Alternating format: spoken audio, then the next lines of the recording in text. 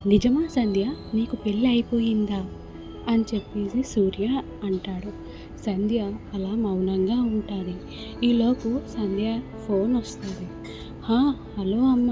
అవునమ్మా వస్తున్నా అని చెప్పేసి అంటుంది. సూర్య, నాకు అర్జెంటుగా ఒక పని వచ్చింది, నేను వెళ్ళాలి అని చెప్పేసి వెళ్ళిపోతుంది.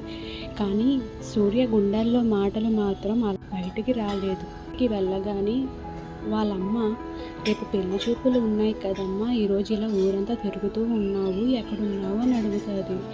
అప్పుడు సంధ్య వాళ్ళ నాన్నగారు వచ్చి చాలా రోజులు అయిపోయింది కదా, అలా ఊరు చూడాలనిపించినట్టు ఉంది, సరే వెళ్ళి రెస్ట్ తీసుకో అని చెప్పి చెప్తారు. మరుసటి రోజు ఇల్లంతా బంధువులతో సందడిగా ఉంటుంది.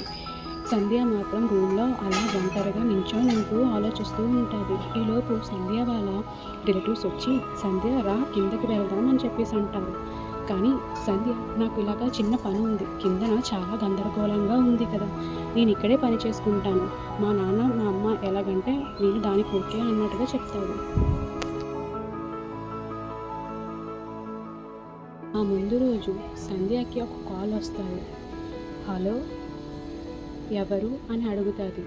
అప్పుడు నేనే సూర్య అని చెప్పేసి అంటాడు. ఆమె మాటలు అలా ఉండిపోతాయి.